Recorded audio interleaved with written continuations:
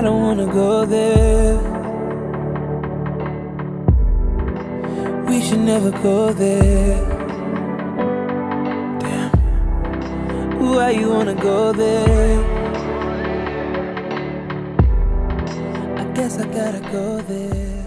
Good morning, podcast listeners. This is Marcus Norman coming to you live from Gentleman Style Podcast, a show dedicated to enriching the lives of our young men and inspiring and encouraging through education with a Christian-based perspective. So today's episode, I know I've been away for quite some time, just been really extremely busy, but something has been on my mind as of late, and I wanted to reach out and share what I've learned. With all the happenings and all the going on in the world, I wanted to touch base and really, just impress upon you that, life is fully out of our control, and the only thing that's primarily in our control is us. You can't control others, you can't control people, but you can control your actions and what you do with it. And so I want to encourage you to stay encouraged and to continue to motivate yourself and uplift yourself. I myself have family members not only in Texas and Florida, but I'm originally from the U.S. Virgin Islands. So I've been touched, so to speak, all across the board with family members in Texas who have their home has been flooded out completely, and they're staying in hotels and going from hotels and trying to get assistance as much as they can. The initial part of Texas, my family members, I have an aunt and uncle who are there, and they completely lost their house and thought they had flood insurance. Well, it turns out they didn't, and so they have been trying to rebuild from scratch and reaching out to local Red Cross events, FEMA, and other organizations for assistance to try and scrounge up as much money as they can to not only rebuild, but just to maintain their daily lives. One of the things I did when Texas was hit, I reached out to them and offered my assistance because they didn't have Wi-Fi or internet or cable for a while, and it wasn't look like they were going to have those services for a while. I assisted them in filing their FEMA claim because they couldn't get through. All the phone lines, as you can imagine, were backed up.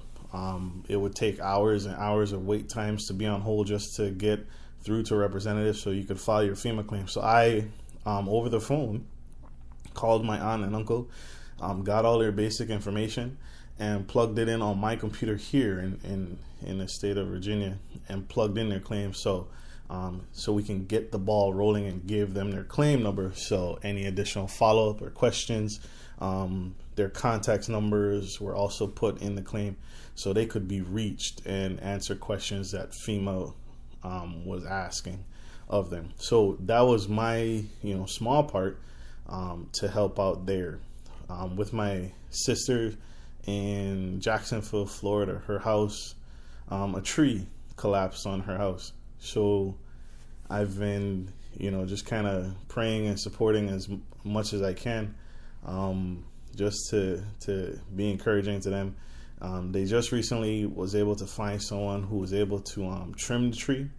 But the insurance company won't make any repairs to the roof of the house or any repairs until the tree has been removed. So it's difficult, especially when you have contractors that are trying to rip you off and trying to make they're overpricing because they know that it's a disaster.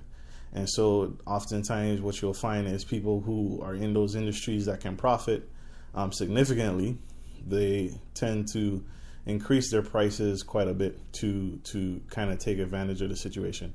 Some, not all, some are honest and some are forthcoming, and they realize that they don't have to overprice because the amount of work that's going to be coming in will more than cover their costs for all the work that they'll be doing.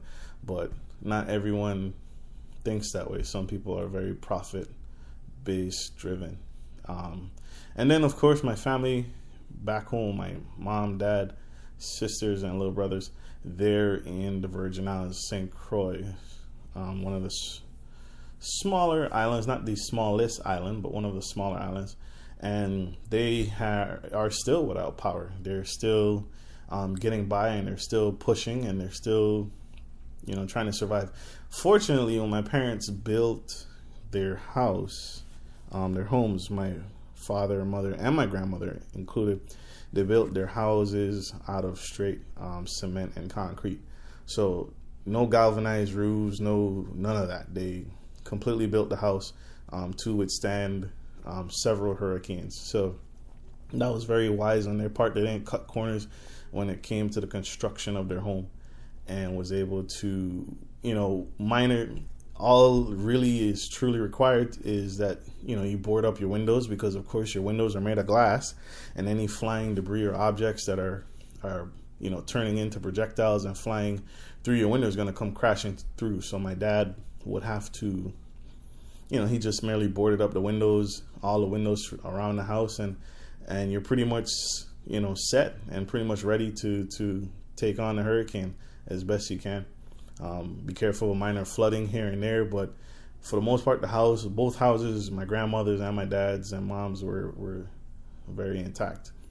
Also, they built the foundation of the house. The base of the house is very high off the ground, so it's not like the typical average U.S. where your foundation, you may have a crawl space, or your foundation is very low to the ground. They built their foundations significantly higher, which requires you, in order to get to the front door, you have to climb some steps. So again, very, very, just wise construction. And you have to be when you grow up in a tropical area where you're susceptible to tropical storms and natural disasters quite frequently, yearly. But the things that they couldn't control is they couldn't control power. The island is powered by diesel generators, and their power lines are above ground, unlike the United States, which is power lines are underground. The power lines back home are above ground, so a lot of power initially died as soon as pretty much the hurricane hit, and they've been without power since. There is a curfew set on the island. Reason being is so that there aren't people roaming the streets and highways and byways at certain times of day, which allows workers and companies and contractors to clear debris and make repairs to those damaged power lines and posts that have fallen down or gotten damaged, or transformers that have exploded. It allows them the opportunity to work throughout part of the day and throughout the entire evening without worrying for cars passing through. So that is beneficial, because every day they make progress, and it allows debris to get cleared out much faster without having to worry about cars passing through. But it also puts a restraint on the local population of the island, because everyone is restricted to certain hours of the day that they can be in. So it's a big concern for me, because when I was back home, I used to help my dad a lot. He's much older now. He's in his 70s, and he's not in bad shape. I mean, he's maintained his health fairly well. He's very mobile, but he's had 2 hip replacements. And although he praises the hip replacements and he gets around much better than he ever used to growing up, genuinely, you still have a concern for your parents.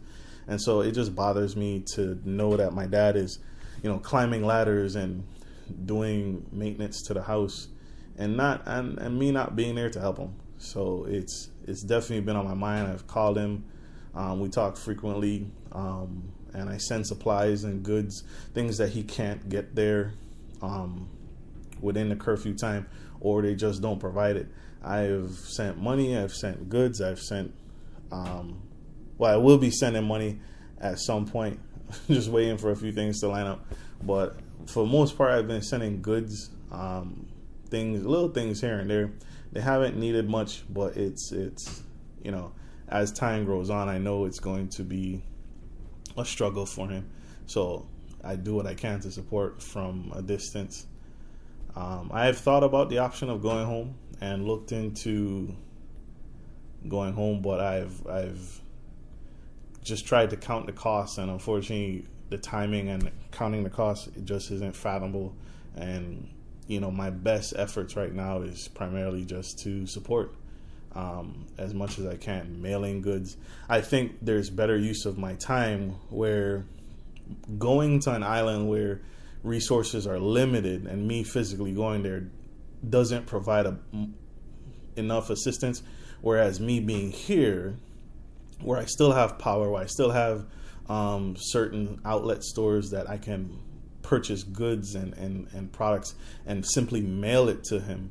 I think that is a much more needed service, and that helps out much more tremendously. Whereas if I just went to the island and if there's something we can't get, I'm already there. So whatever is susceptible to the economy, whatever we're lacking in the economy, I won't be able to provide. So like I said, it's much better for me to be here and be able to send goods and bits and batteries and stuff and toiletries rather than being there and just at a loss with supplies and being just physical support.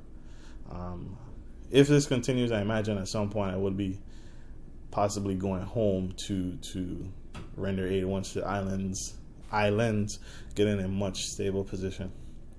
But I started with the notion of you can't control anyone but yourself, so you need to take care, and you need to take heart in taking care of those things that are within your control, which is yourself. So my prayers and my hopes and my dreams, my encouragement, any aid you can lend to people during this time of crisis is much appreciated. Even if you don't have family from any of these places, reach out. If you know someone who lives in an area, reach out to them. Social media is a powerful outlet. Just reach out and say, hey, do you need anything? I know you don't know me. I know you don't quite know me, but I'm here to help if you need anything or know of anyone. And with an open heart, vet them. Don't just send a bunch of supplies when you know that area hasn't been affected. Do some vetting.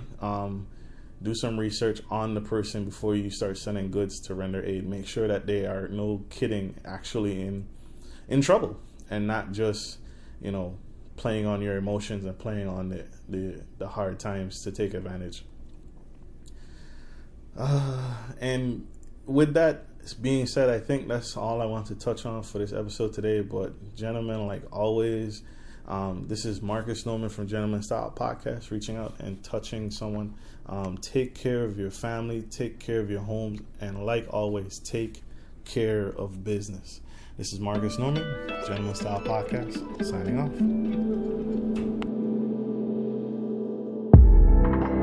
I don't wanna go there. We should never go there. Damn. Why you wanna go there? I guess I gotta go there.